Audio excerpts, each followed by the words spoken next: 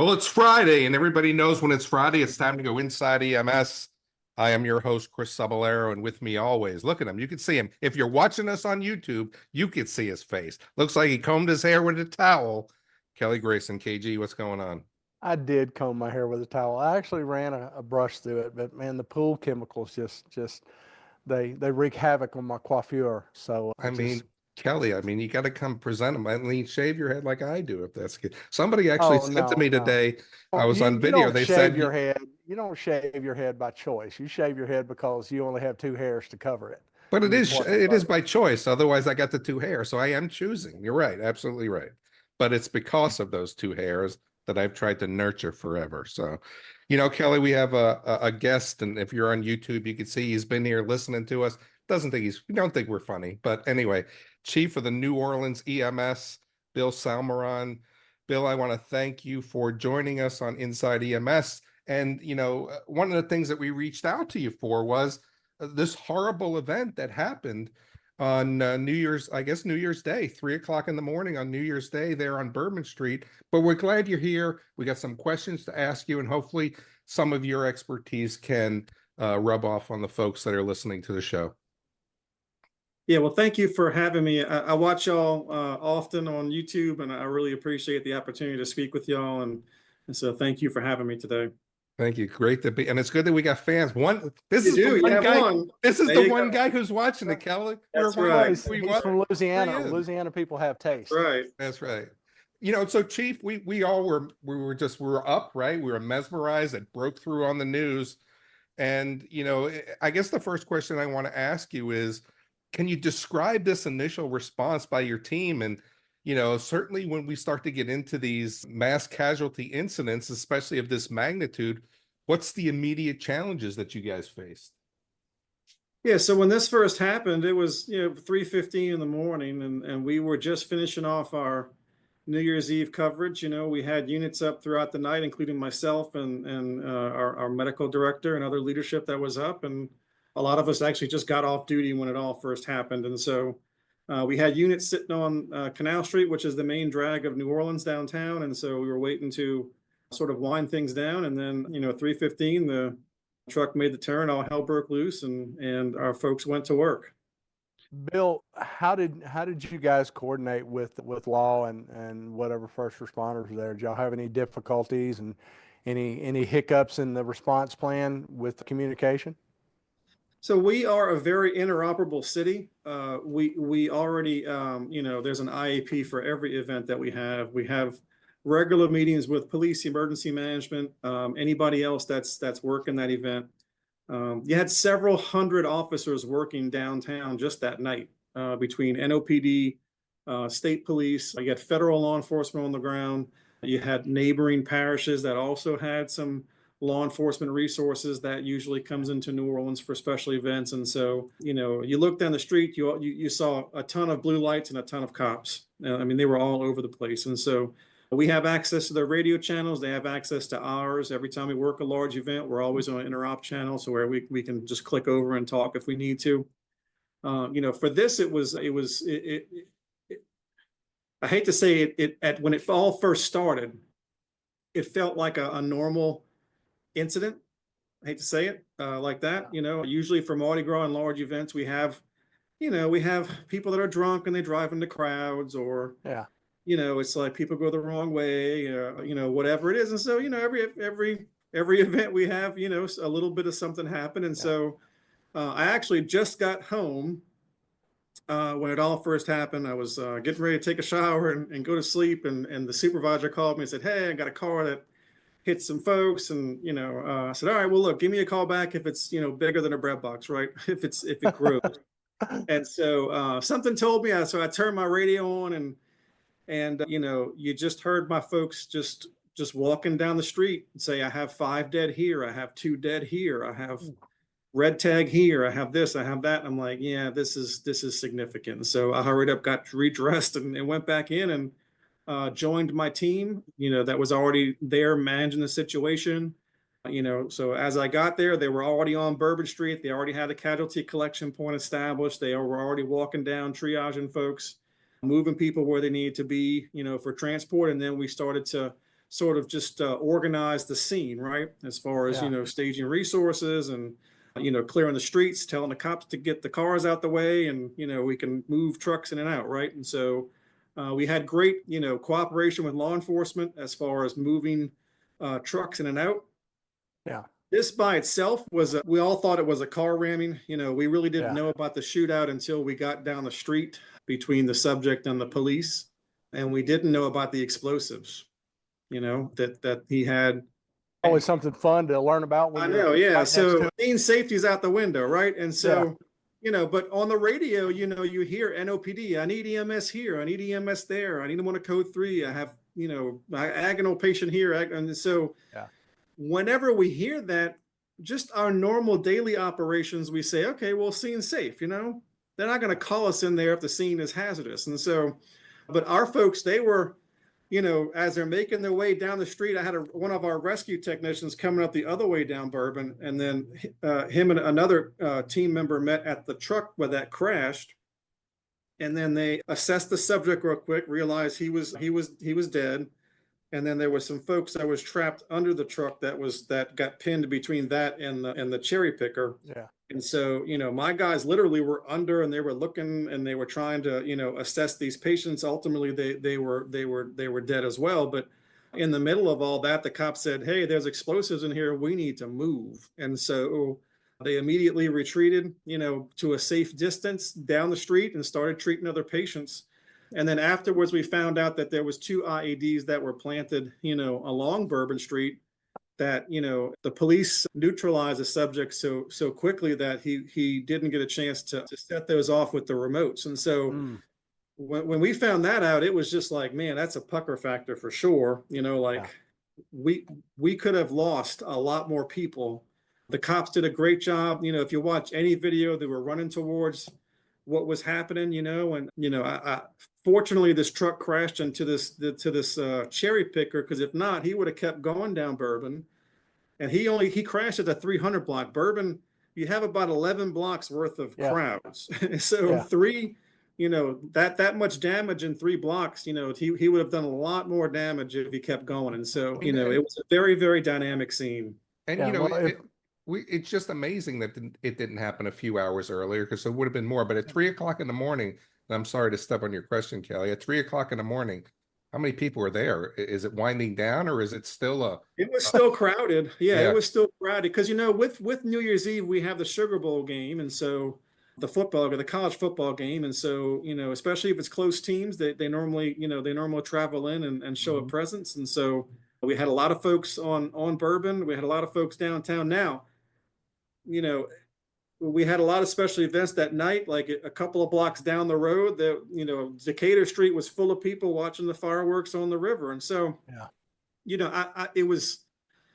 there were several opportunities for this to happen. Why he chose this particular time and to access Bourbon at that point in time is I don't know. Yeah, I mean, but care. he certainly, but what we did, what we can probably deduce from everything is that, that he was going to attack somewhere and cause chaos and death somewhere. If it wasn't on Bourbon, he would have found somewhere else that had just as much people.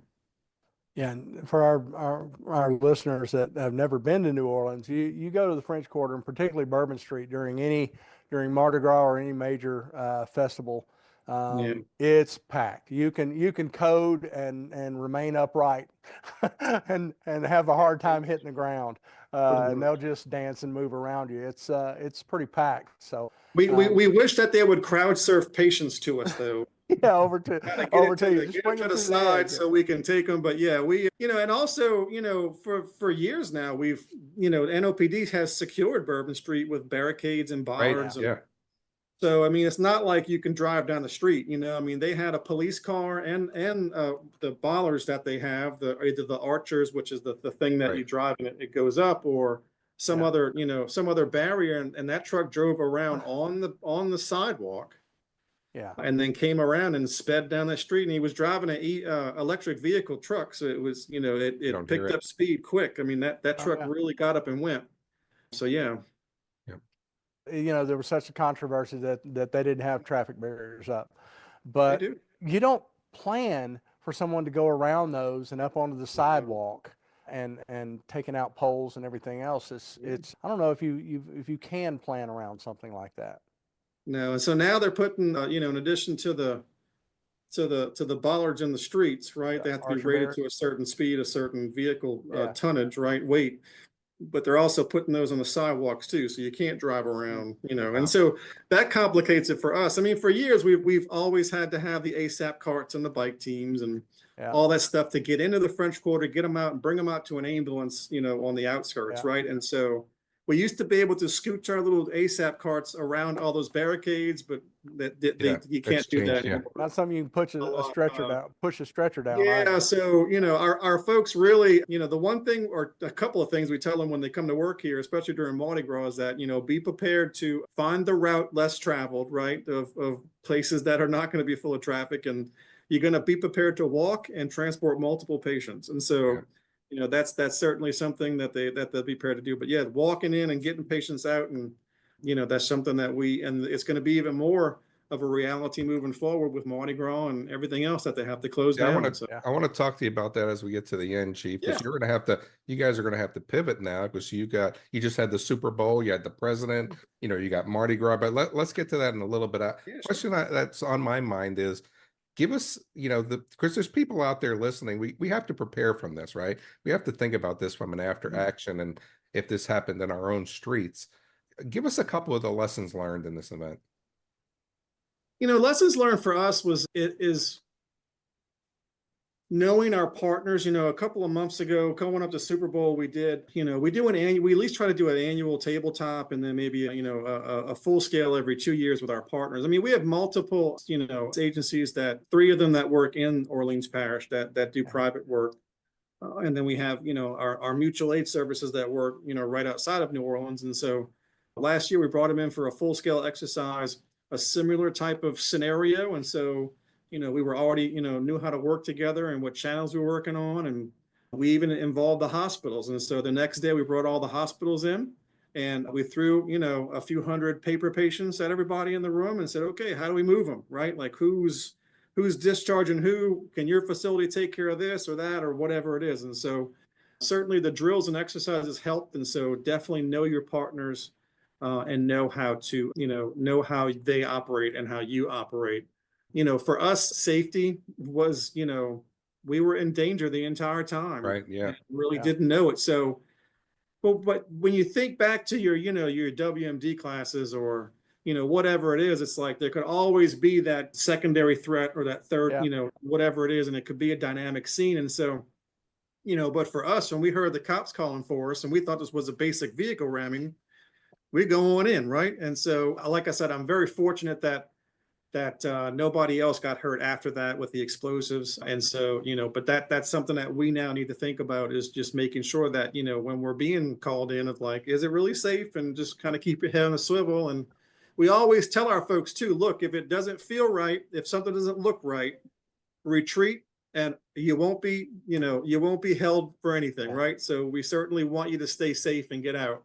Information was important, especially with our staff, so making sure that we tried to kind of quash the misinformation and then get good information out to them often, right? Of really what is the actual situation. Because our staff was concerned. I mean, like even the next day, we brought all those folks in, we did an immediate debriefing, gave them a couple of days off. Our mental health person was checking on them. But then I had staff coming in the next day that was like, are there bombs still out there? Do I have to be careful and worried if I'm going into the French Quarter? And their families calling them and saying, no, don't work today, come home, it's not safe. And so trying to make sure that we give them good information and continue to do that was important. That's what we did. And so that was a real lesson learned, that, information is important, making sure it's out there, making sure we're giving it, and making sure they stay informed. Because, even the younger workforce that we have, they love information. They love to be involved in decisions. Right.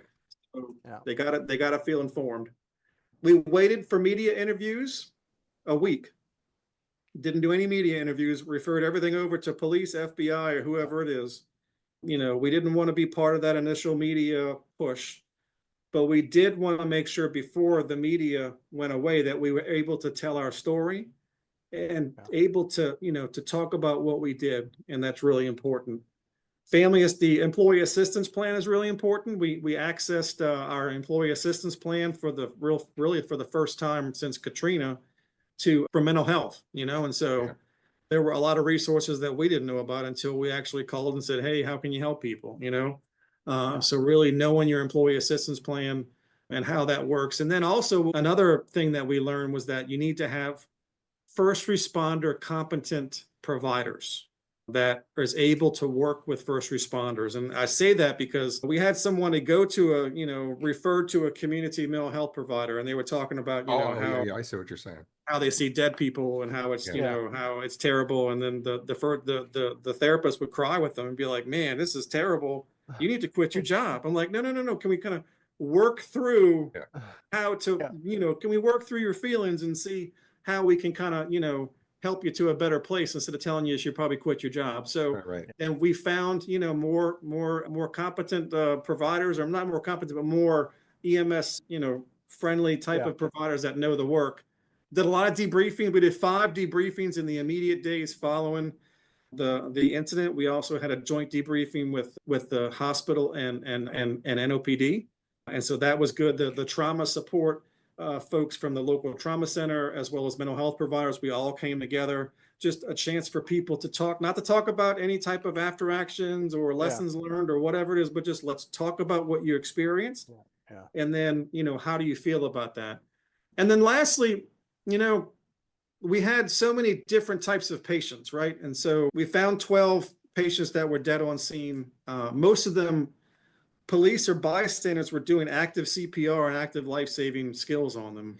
And so our folks, as they walked through the scene and they were, calling whatever tags that they were, the categories that the patients were in, police and the family were angry. It's like, why aren't you helping? Let's do something, Oh, and my so, gosh, yeah. so Police need to that's understand triage a little better. yeah. And so, on a normal day, these cops are out on scene with 1, Yeah. 2 shootings or 1, 2 bad patients, and we get on scene and then we throw everything in the kitchen sink at them, and we're trying to save their life, And then now it's, now we just say, hey, they're dead. We can't do anything for them. I need to go over to this patient over here that's critical and take care of them, right? And so we had, police that didn't understand that that felt a certain way about it. And then there was also family. And look, I get it, because if I was not a medical person, even as a medical person, if I was sitting there on Bourbon and I was holding a dead relative in my hands, screaming for help, that's not something that you can grasp and come to terms with, And so, And but the power of your employees that that they had to do that and deal with that, which could have been another situation that have put their safety at risk. But this is that opportunity though, Chief. So anytime we have an event as such, our people, and I know this firsthand, they wind up motivating me as a leader. Talk about your people and how they handle this event that night. Yeah, I mean, my people were awesome. I think you cannot prepare anyone for this type of situation in civilian EMS. Now, I have an Army vet that was working that night. He was working in the French Quarter on one of our ASAP carts, and he had flashbacks from his time in Iraq, because that truck had an ISIS flag flying on the back. And, you don't see that many fatalities in one place with possible explosives and active shooting, or at least you shouldn't in a civilian EMS world, but we do. And it's unfortunate that we see that more often. And when we teach our folks in EMT school, we teach them the basics of triage, like this is all the colors, and then this is what each color means. And you don't teach them for making that hard decision. Right. Yeah. You don't teach somebody who's 19 years old, fresh out of high school, starting in EMS, getting the EMT, certification. You're not going to, how do you convey to that person that at some point you're going to have to decide if someone lives or dies? Yeah. And a lot of EMT classes that the EMTs go through it thinking, oh, a paramedic's going to handle that situation. No. And paramedics are busy. They got things to do. That's right. And you don't need, you don't need ALS skills Right. do triage, and a lot of times it's going to fall on the EMTs, but you got at the EMTs that are never taught that. Yeah. And so that's, from an educational standpoint, how do you prepare somebody for that? But look, like I said, my team is an amazing team.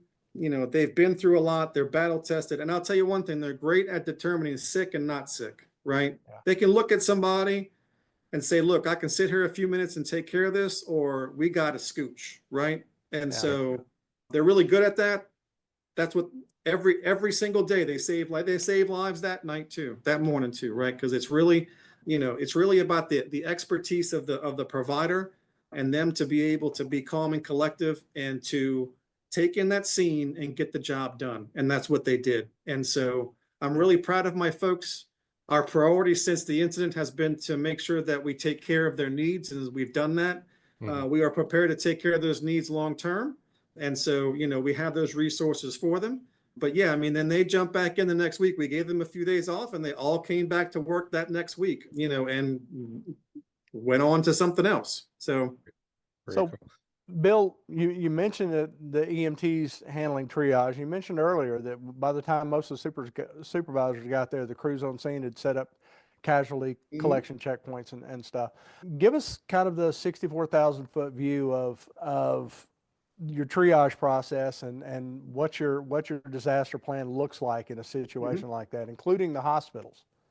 So every year we do, right before Mardi Gras, in fact, we do an MCI presentation or an MCI refresher, right? Just to make sure everyone knows how to triage still, and make sure you use the tags and how to do that. And so, but we also instill in people that anybody can command a scene. You don't have to be a paramedic. You don't have to be a chief or a doctor or whatever it is. When you get on scene, the most important thing is to take control of that scene.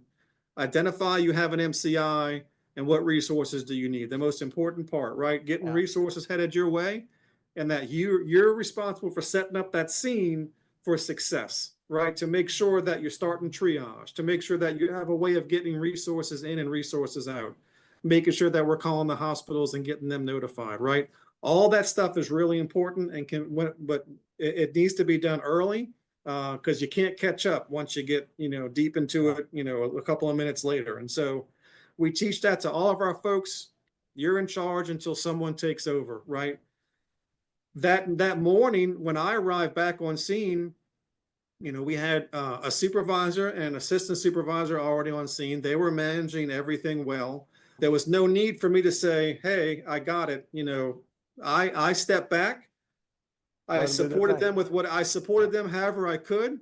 And then I started to do my chief stuff, right? And so making sure that we're contacting, other departments. I'm communicating with the mayor's office. I'm communicating with other departments that need to know what's going on. Started calling hospital leadership to say, hey, this is what's going on, making sure everybody was on the same page, our mutual aid partners. And so that higher level coordination was important. And leaving that boots on the ground operational piece to my folks, right? And say, look, y'all are doing a great job. I'm going to let you guys do this. I'm right behind you if you need something. And then I'm going to go take care of the stuff that I now need to start taking care of. Yeah, I got to tell you, I mean, it must have been crazy. But, I as we get up there in time, it's probably our final question, Chief. And I'm just going to kind of give you the floor. Right. I mean, teach us something. Here you are. Here's an event. Rather than me ruin it with a question, you have an opportunity just to share your thoughts on this so we can all take something from it. And I don't want to say be prepared, but at least to try to think about the inevitable. This can happen anywhere. That's the reality. This can happen in a small town, a big city, whatever it is, this can happen. That's the world that we live in today. We need to be prepared for it. It's never going to go perfect. It's never going to be pretty. But in the end, you're going to look back and you're going to see how many lives you saved and what you did, right? And it's all for making sure that you know of how to respond to it. And so planning is really important, no matter how big your department is, no matter what other departments that you interact with. Make sure you're talking to folks, make sure you're having plans of how you're going to respond, make sure you have those conversations before the incident happens. Like I said, we communicate on a monthly basis when it comes to special events. I know the leadership on the police side. They know me and my leadership. It's not the first time we're meeting on scene. We have hundreds of radio channels to use, and we absolutely use them. And so, I think making sure that you have a plan is really important. Making sure your folks are trained and empowered to do the bad things, to respond to these bad calls. We want you to be trained on how to, if we have to train you on how do we stay calm, cool, and collective, how do we manage a scene? We can teach somebody triage all day long, right? Whatever color it is, they breathe in so many times or whatever it is. But how do you train somebody to keep calm and take that leadership position is important, right? And so that's inherent for some people. Some people it has to be learned or both, right? And so how do you do that with your staff? Training them to make sure that they can do that, and also they feel empowered, right? Because I don't want them to get on scene and be like, I'm not waiting doing this for somebody to tell me what to do. My job, right? I just need some stars here to run it. No, it's your scene. Let's do it, right? And so making sure that you have your folks ready to go, and they're trained and ready is really, really important. Having those relationships with hospitals and other providers are really, really important. And then knowing how we take care of our people, right? We've talked a lot about mental health throughout the years. Yeah, it's been a real central topic over the past few years. And, the suck it up and move on is not where we need to be anymore. And different profession now. It is. And so, having those mental health resources to take care of your daily needs, but also when something big happens, how do you bring your folks in? How do you get them the resources that they need immediately? Because look, if you take care of them immediately, it's less likely that they're going to have PTSD down the road. Yeah, absolutely a lot more resources later on, and so having that critical incident response plan with your employee assistance program or providers or whatever it is, it's going to save you money and time down the road, because you're not going to have someone be re-triggered by a call in a couple of months, and then now they're going to be out of work, and they're worse off than where they were when you could have taken care of them from the get-go, right? So yeah. So those are my big ticket items. So, and they're good thoughts and good lessons learned from a horrific MCI, and by all reports you guys handled it well. Yeah, thank you. Come on back, Chief, whenever you want. Let us know if you have anything to talk about. We have a lot to talk about, so we'll leave the light on for you. Well, good. Thank you. How the hotel works? We leave the light on for you. That's right. That's right. We'll leave the light on for you. So, all right, Kelly, do your thing. Well, for myself and co-host Chris Cebollero and our guest this week, Chief Bill Salmeron from NOLA EMS. Thanks for tuning in to Inside EMS. We're going to catch you guys next week. And Bill, you got Mardi Gras coming up. Let's say le bon temps roulé.